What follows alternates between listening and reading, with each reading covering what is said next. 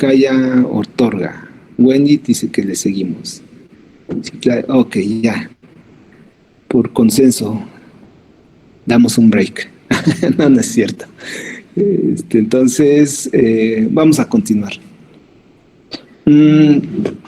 Pasamos a ver, entonces, ahora a lo que es cómo está conformado el pene en mamíferos domésticos, ¿verdad? Bien, entonces el pene es el órgano de la cópula para el caso del macho, su contraparte, el órgano de la cópula para el caso de la hembra sería la vagina, ¿verdad? Pero entonces en este caso el pene es el órgano de la cópula y está formado alrededor de la uretra, ¿verdad? Recuerden ustedes que hay una uretra pélvica y una uretra peneana. También recuerden ustedes que parte de esto mismo se daba a partir de la fusión, ¿verdad? De los pliegues urogenitales, ¿vale? Entonces, esos pliegues urogenitales se fusionan y forman parte de lo que sería el cuerpo del pene del macho y van a envolver entonces a la uretra peneana, ¿de acuerdo? Bien, para el caso de rumiantes y para el caso de porcinos, el pene va a tener una flexura sigmoide, permitiendo entonces que el mismo pene sea retraído al interior del cuerpo del individuo, ¿verdad? A través del orificio prepucial. Esto de aquí que les presento sería el orificio prepucial y por aquí podría salir el pene en el caso de bovinos, en el caso de ovinos, caprinos y el porcino. Y esta sería la flexura sigmoide, también conocida como S. penena, ¿de acuerdo? Cuando el animal está excitado, ¿verdad? Hay una erección, entonces lo que va a suceder es que se va a desaparecer esta S. peneana, ¿verdad? El pene vaya a quedar erecto, protruye a través del orificio prepucial. Posteriormente, cuando pasa la excitación del mismo individuo, ¿verdad? Entra en función el músculo retractor del pene y retrae precisamente el pene al interior del cuerpo del individuo a través de el prepucio. Lo que estaría aquí en esta zona sería el prepucio. Pero bueno, aquí vemos entonces que el pene en el caso de rumiantes, en el caso del porcino, posee una S. peneana o flexura sigmoide, ¿de acuerdo? Bien, ¿cómo va a estar conformado el pene? Consta principalmente de 3 cuerpos cavernosos que se sitúan todos alrededor de la uretra, ¿verdad? El primero sería los cuerpos esponjosos, aquí podemos verlo con el número 3, cuerpos esponjosos, esta parte. Con el número 4 serían pares, con los cuerpos cavernosos del pene, de un lado está el 4, del otro lado está el 4, cuerpos cavernosos, y finalmente el cuerpo esponjoso del glande, que sería en esta porción del pene, ¿verdad? Sería la cabeza o glande del pene. Los demás los podemos encontrar situados a lo largo del cuerpo del pene, ¿sale? La función de esos cuerpos cavernosos, de ese cuerpo esponjoso y del esponjoso del glande, ¿cuál sería? ¿Recuerdan ustedes? ¿Cuál sería la función de los cuerpos esponjosos y cavernosos? Llenarse de sangre. Muy bien, ¿verdad? Entonces, durante el proceso de la erección, ¿verdad? Del pene, esos cuerpos se van a llenar de sangre, se obliteran para que no se le permita la salida de sangre, ¿verdad? Y entonces gane volumen el mismo pene, con lo cual entonces puede cumplir su función de poder penetrar a través del aparato reproductor de la hembra y proporcionar el eyaculado de este mismo individuo, ¿verdad? Bien, para este momento entonces vamos a tener 2 clasificaciones de el tipo de pene en base a su vasculatura, ¿verdad? Y a su forma.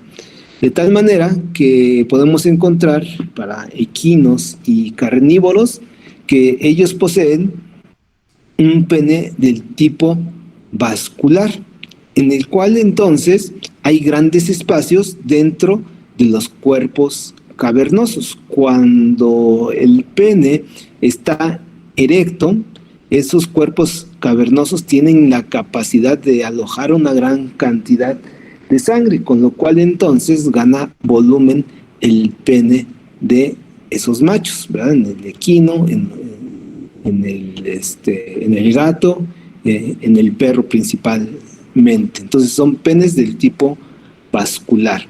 En el caso de rumiantes y porcinos, ya habíamos mencionado que tienen una S peneana o flexura sigmoide, ¿sale? Entonces, ellos poseen un pene fibroelástico, lo cual hace que sus cuerpos cavernosos sean menos prominentes, menos desarrollados. Sí pueden alojar sangre durante el proceso de erección, ¿verdad?, del pene. Sí gana volumen el pene, pero es mucho menor comparativamente con aquellos individuos que poseen un pene de tipo vascular, ¿verdad? En el caso entonces de rumiantes y porcinos, básicamente más que nada la longitud del pene del macho sigue siendo la misma cuando está excitado y cuando no lo está. Lo que sucede es sencillamente que en esos casos, cuando el animal está excitado, ¿verdad?, hay una relajación del músculo retractor del pene, lo cual permite que protruya el mismo pene, ¿verdad?, a través del orificio uretral, y entonces aparentemente gana un mayor tamaño. Sigue siendo básicamente el mismo, ¿verdad? Sí gana un cierto tamaño, pero no es tanto como en aquellos individuos que pues poseen un pene vascular, ¿verdad? Pero eso es gracias a la flexura sigmoide. Entonces sí puede ganar tamaño, pero es mucho menor, ¿de acuerdo? Vemos un poquito más a detalle el tipo de pene que poseen las diferentes especies. Para el caso del equino, y hablando de la parte anterior del pene, que sería la cabeza o glande, mejor conocida como glande, va a tener la forma de corona. Alguien le vio la forma de corona y dijo, bueno, pues este parece una corona. Dependiendo ya de la perspectiva de cada quien, puede verlo como corona o como no, pero bueno, así se quedó con ese nombre, ¿verdad? Por esa semejanza que pueda tener con una corona. Entonces aquí está el cuerpo del pene y el glande tendrá una forma de corona. Tiene una particularidad el pene en el caso del equino, que posee una prolongación uretral, que está marcada aquí con la letra B, ¿verdad? Prolongación uretral o proceso uretral, que tiene una longitud aproximada de 2 centímetros. No es tan grande como en otras especies, pero bueno, es una prolongación que va a poseer ahí el glande del pene. Y recuerden ustedes que es un pene del tipo vascular. Para el caso del bovino, que tienen un pene fibroelástico, ¿verdad?, la forma de la punta del pene o la forma del glande del pene tiene una semejanza con la punta de una lanza. Alguien de igual forma le vio que tiene forma de punta de lanza y bueno, así se le quedó para hacer esa descripción. En este caso, también posee una prolongación uretral, pero esa prolongación uretral se encuentra inmersa directamente sobre el glande. No protruye más allá de lo que es el glande del pene, se encuentra inmersa aquí mismo y entonces no sobresale.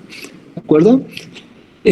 Para el caso del ovino y de los caprinos, ¿verdad?, el glande del pene tiene una particularidad que sería la presencia de una prolongación uretral o proceso uretral, pero comparativamente con la de los equinos, ese proceso uretral tiene una longitud de 4 a 5 centímetros. En el caso del equino habíamos mencionado que son 2 centímetros, ¿verdad? En este caso son 4 a 5 centímetros que pueda llegar a tener ese proceso uretral.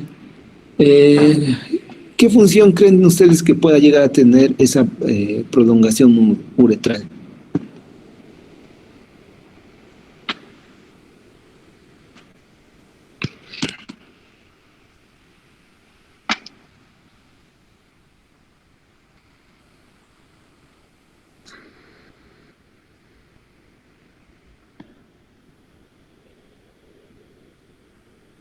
¿Alguna idea? ¿O lo que hayan ya leído hasta el momento?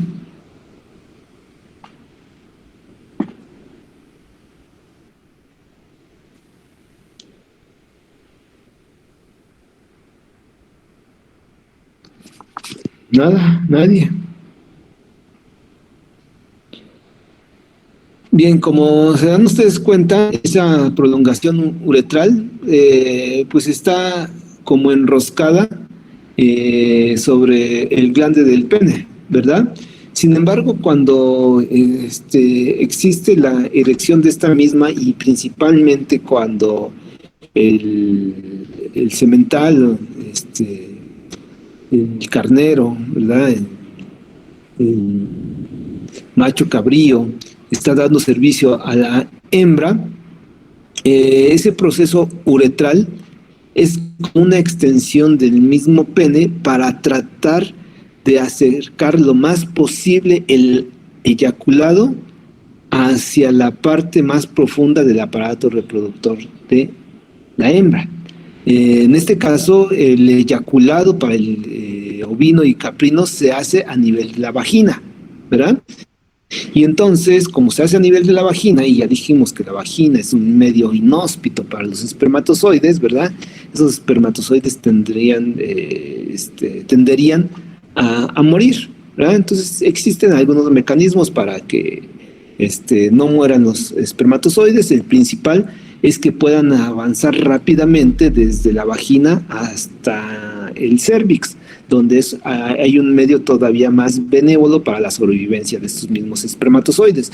Pero entonces la prolongación uretral trata de acercar lo más posible a los espermatozoides o al eyaculado hacia la entrada del cérvix, ¿sale? Entonces es una de las funciones principales que va a tener ese proceso uretral. Lo mismo sería para los equinos, pero como esa prolongación uretral es sumamente más pequeña comparativamente con estas dos especies, aparte en el caso de los equinos el eyaculado se puede dar directamente a nivel de cérvix o inclusive avanzar y eyacular directamente sobre el cuerpo del útero, ¿verdad? Donde sí se cumple con total seguridad esto mismo que les menciono, es la monta directa para el caso de ovinos y caprinos. Bien,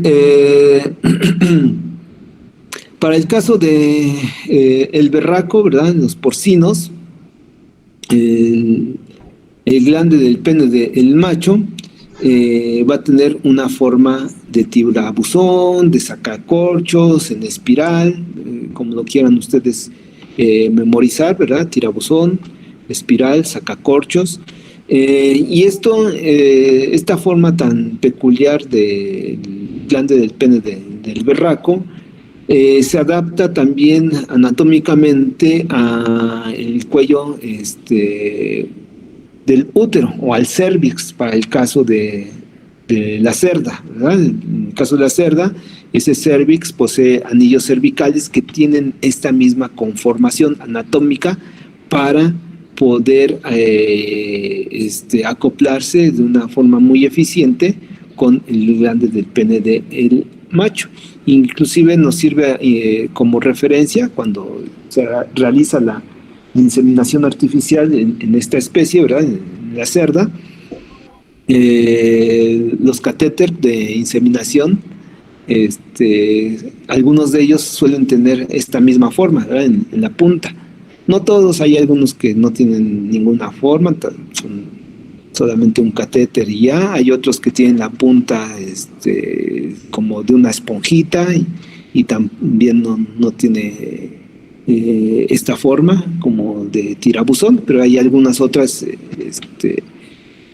algunos otros fabricantes que le ponen esta forma de tirabuzón a la punta del catéter, asemejando entonces el pene del macho.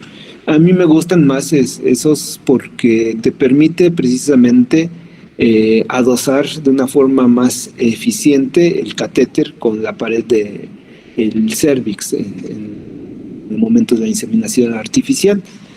Con nosotros también se puede, prácticamente no hay gran diferencia, ya solamente sería del gusto particular en cada persona, ¿verdad? Bien, entonces sería la forma de tirabuzón que va a existir para el caso del pene del berraco. Vemos la forma peculiar en otras especies para el caso del perro, ¿verdad? En este caso, el pene, ¿verdad?, va a poseer un hueso peneano, ¿de acuerdo? Que es lo que está marcado aquí con este color rojo. Todo esto es el hueso peneano. Todo esto que ven ustedes también hasta aquí atrás es el pene del perro. El glande, que sería la cabeza o glande del pene, va a ir desde la punta, que sería desde acá, hasta el bulbo en su parte posterior. Este es el bulbo del glande, ¿verdad? Y entonces el glande del pene del perro va desde acá hasta acá. A lo mejor es de las más grandes que existen dentro de estas especies que hemos descrito hasta el momento. ¿Cuál sería la función del hueso peneano para el caso del perro? ¿Por qué existirá ahí un hueso peneano?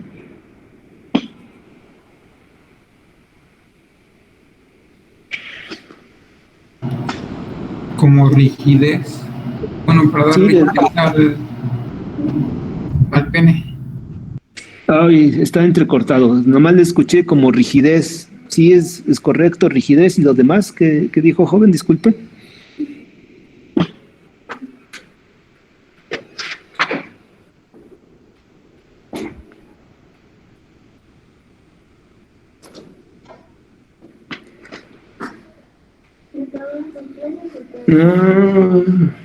Para darle rigidez, Bárbara aquí dice, por ausencia de erección, quiere decir entonces que no hay erección en los perros, ¿es correcto?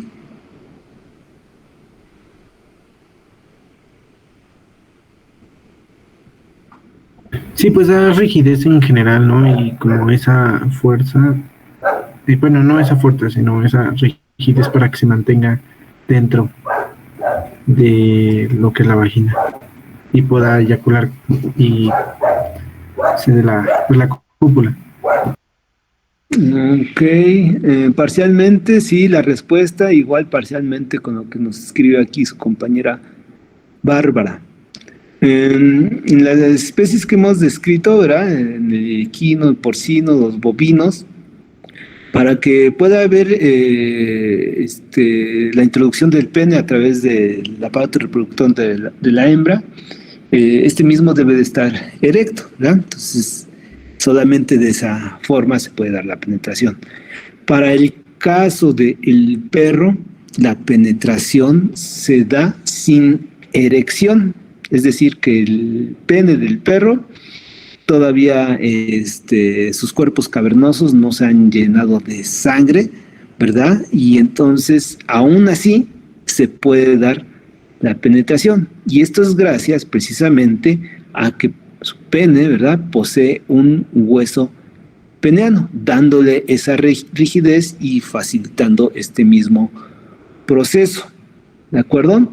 En estos casos, una vez que se dio la penetración, ¿verdad?, el pene del perro ahora sí sufre la erección o pasa por ese proceso de erección, con lo cual, entonces, si recuerdan ustedes, habíamos dicho para el caso de carnívoros, poseen un pene vascular, y ganan gran volumen gracias al llenado de sangre a nivel de los cuerpos cavernosos. Entonces, el pene del perro, ya una vez dentro de la vagina de la perra, gana volumen, y ese volumen es más considerable a nivel del bulbo del glande. Toda esta porción de acá, que ven ustedes, hasta acá, es parte del bulbo del glande. Entonces, esa región se llena con una gran cantidad de sangre, ¿verdad? Gana volumen y hace que entonces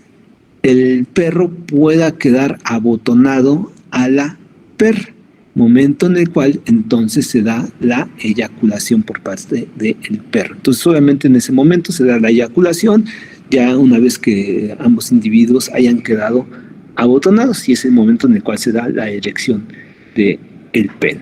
¿De acuerdo? Para el caso del gato, en este caso también en el gato posee un hueso peneano, unas características un tanto compartidas con el caso de los perros, pero aparte tiene otra peculiaridad el pene del gato, de que posee de entre 100 a 200 papilas cornificadas, ¿verdad? Que se alcanzan a ver en este caso. Papilas cornificadas, o también conocidas como espículas, ¿verdad? Son como una especie de espinitas. ¿Para qué será la presencia de esas papilas cornificadas?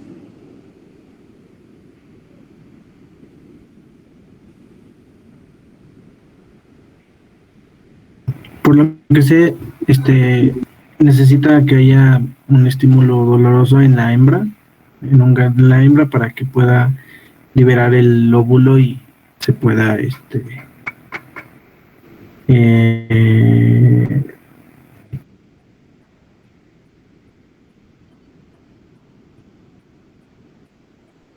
dar la fecundación, ¿verdad? Exacto, sí. Exacto. Esa palabra. Estaba buscando las palabras. Ok, bien. En este caso, bueno, sí se produce dolor, ¿verdad? Evidentemente, porque son espinitas que van a clavarse en las paredes de la vagina. Lo que sucede en estos casos es que al momento en que se da la penetración, esas espículas no causan daño. Pero una vez que se retira el pene, ¿verdad?, de la vagina de la gata, esas espículitas van a como a engancharse de la pared de la vagina, lo cual ocasiona que se mande una señal nerviosa, que, bueno, su compañero nos dice que manda una señal de dolor. Es correcto, ¿verdad? Pero aquí la principal señal que nos interesa es que manda una señal, ¿verdad?, vía nerviosa hasta el hipotálamo para la liberación de hormonas. Esa liberación de hormonas van a desencadenar la salida de otras hormonas para que finalmente se pueda dar la ovulación, que fue lo que nos dijo su compañero, ¿verdad?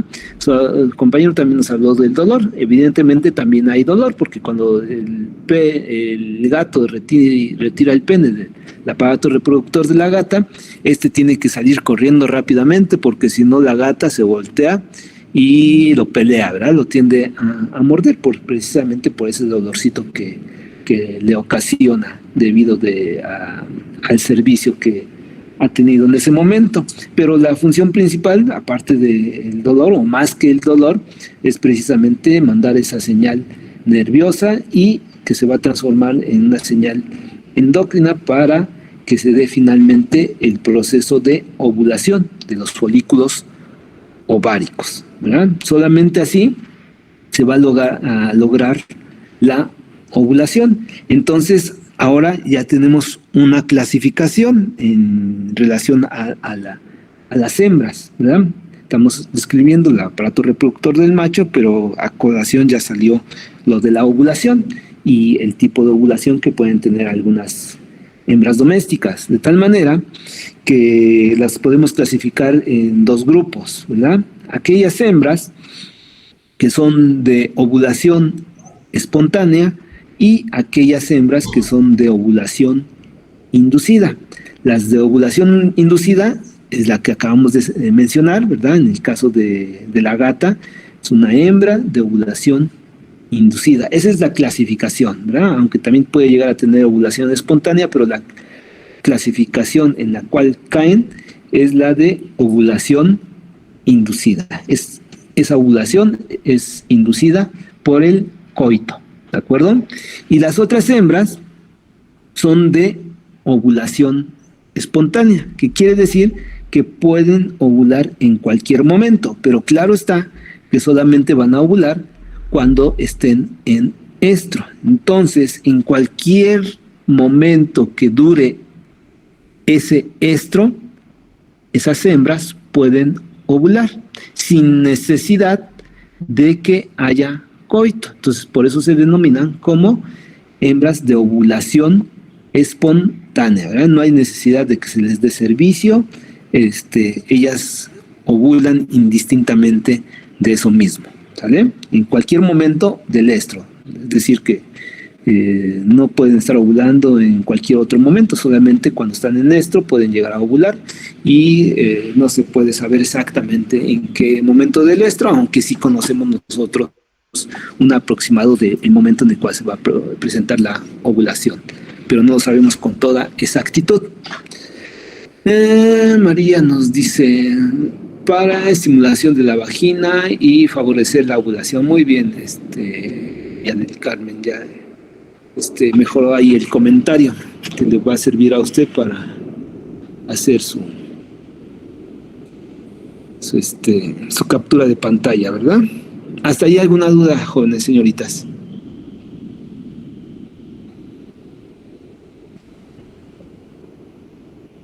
No, doctor. ¿No? Ok. Entonces, vamos a continuar. Bien, entonces, pasamos a ver el prepucio. El prepucio no es otra cosa más que una invaginación de la piel, la cual está recubriendo el extremo libre del pene.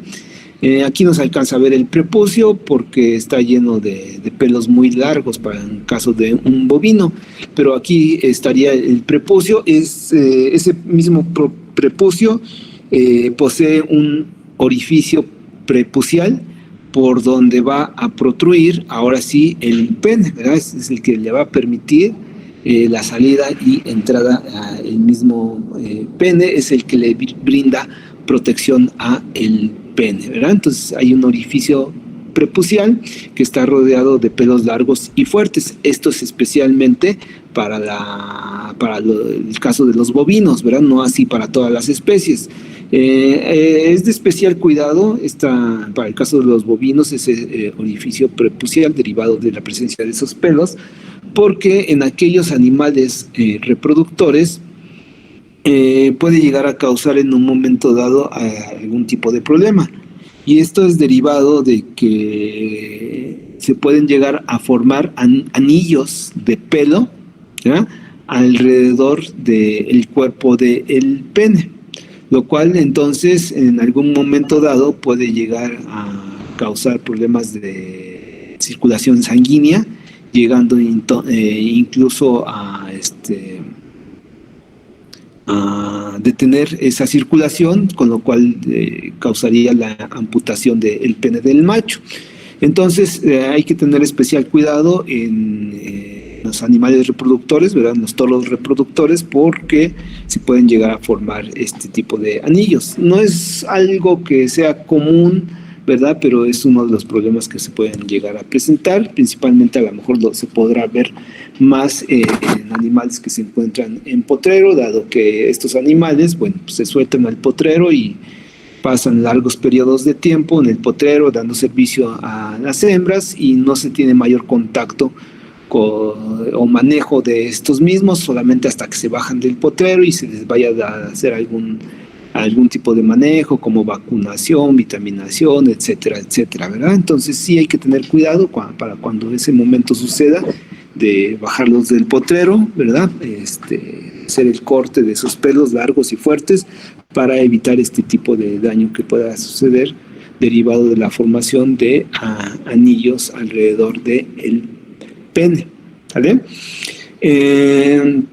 Estamos viendo entonces la parte del prepucio y vemos que para el caso del cerdo, de forma dorsal al prepucio podemos encontrar un divertículo que se denomina precisamente así, ¿verdad? Divertículo prepucial.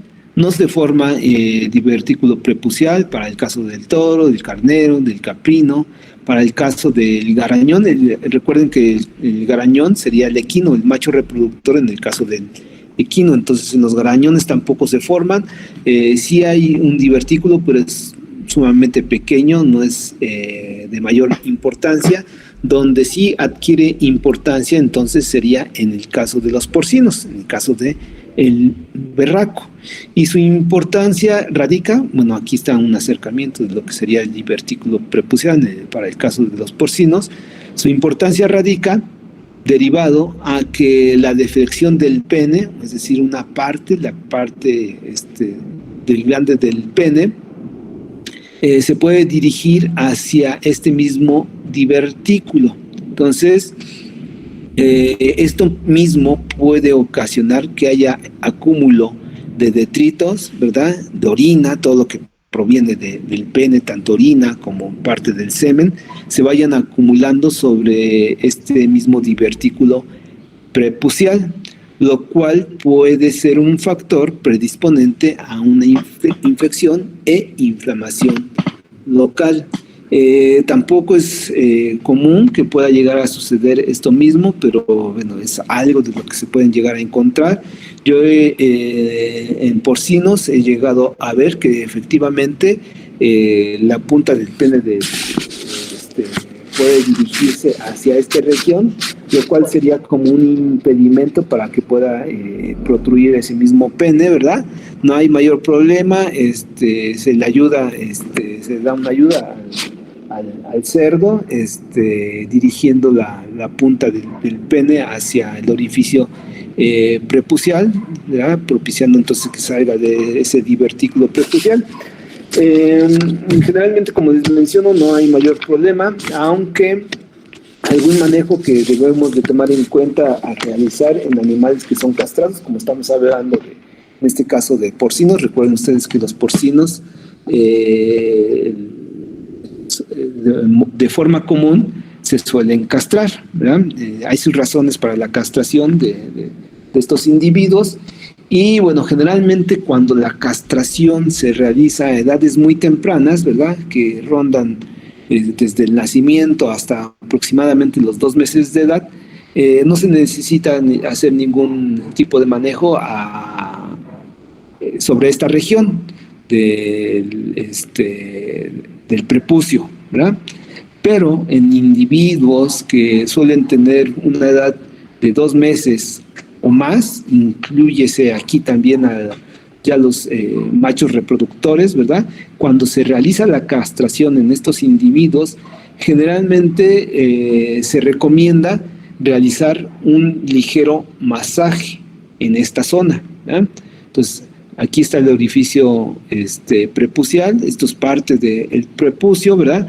Aquí está el divertículo, y entonces nosotros tendríamos que hacer un masaje sobre esta región, con los dígitos de la mano, ¿verdad? Hacen un ligero masaje para evacuar el contenido de ese divertículo prepucial. Hay que tomar en cuenta que el proceso de castración en esta especie, pues, es algo traumático, ¿verdad? Deja cansado al animal, lo deja dolorido, ¿verdad? Sin ganas de hacer nada. Y entonces en ese momento es más fácil que lo que haya acumulado en el divertículo prepucial pueda llegar a causar alguna inflamación del tipo local. Entonces, Evítense problemas cuando realicen la castración de animales de 2 meses en adelante, den un ligero masaje en esta región, evacúen lo que haya en ese divertículo prepucial y no tendrán ustedes ningún tipo de problema. Si se les olvida, créanlo que sí pueden llegar a tener problemas, ¿verdad? También se pueden solucionar, ¿verdad? Tendrían que otra vez sujetar al animal, ahora darle masaje, aplicar antibiótico, aplicar antiinflamatorios, etcétera, ¿verdad? Entonces evítense ese tipo de problemas dando ese manejo cuando se realiza la castración en esta especie, ¿vale? ¿Alguna duda acerca de esto mismo que acabamos de comentar?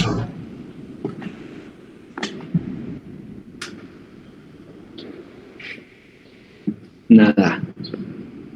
Entonces, en cuanto a la anatomía del aparato reproductor para el caso del macho, hasta ahí le dejamos, pasamos a ver parte de lo que es la anatomía del aparato reproductor para el caso de la hembra. Les pongo nada más aquí para que a mí me señale que se terminó la parte de la presentación del macho y empezamos con la hembra. Estas son unas hembras, la foto de unas hembras que utilicé yo en mi experimento para mi